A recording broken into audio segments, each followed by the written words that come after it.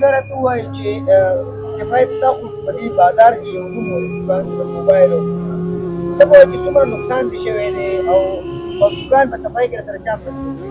اعوذ بالله من الشیطان الرجیم بسم الله الرحمن الرحیم. ټول اول خو ستاسو شکریا ده کوم چې تاسو دلته راغلی په دې کم ټایم کې چې دا اپلوډ وشو د سیلاب راغی نو هغه ټایم کې زه موجوده په دوکان کې وم.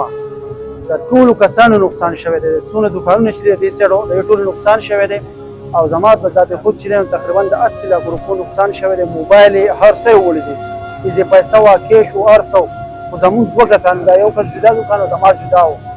په هغه ټایم کې د ثوابۍ د مردان خلک او صوبایي حکومت دې ټولو خپل کوشش کړی، آرمي هم راغلې ده او زموږ د سرکاري ادارې ټولې څونه چې د پروجیکټ کړی دي کسانو د ریسکیو والا چې دي دې ټولو کوششونه کړي دي. لکه په هغه ټایم کې چا دې ته نه یې کتل، نه سیاست ته کتلی دي، خپل کوششونه یې کړي دي او لکه مرستې یې کړي دي. ټولو شکریا ادا کوم. کله چې دا اوبه راغلې تاسو دوکان کې وئ؟ په دوکان کې موجود وم. هغه څه صورتحال و؟ هغه راته ووایي اوبه څومره دي؟ مونږ خو دا ګڼو چې ځان څنګه بچ کړو؟ مونږ په هغه ټایم کې دا سوچ کوو چې دا یو مزاق دی.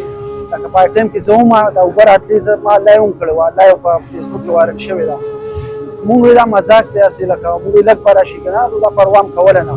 هغه چې کله دې ځای ته شو نو بیا زه پوه شوم مونږ سیریس واوس چې اوس خو لکه دا تباهي شته او هغه یو قهر و، هغه سیلاب هم نو قهر و.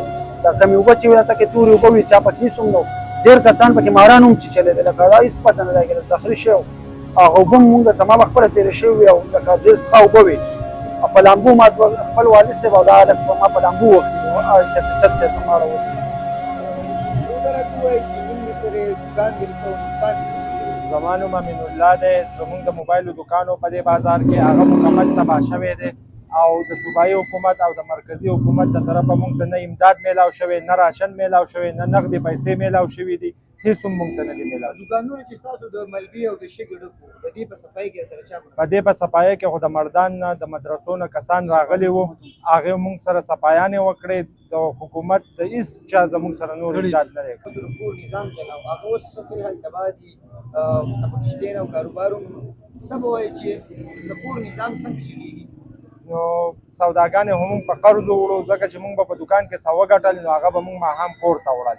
هېڅ سیسټم مکمل د کور تباه دی، که څوک د وړو تروړه راکړي یا څه په امداد کې راکړي هغه وړو. په دوکان کې هم څه نقد پیسې به وي او نقد تقریبا 10-12 لاک روپۍ د ایزي پیسو د ایزي لوډو به پرتې وي، هغه ټول هر څه سیلاب وړي دي.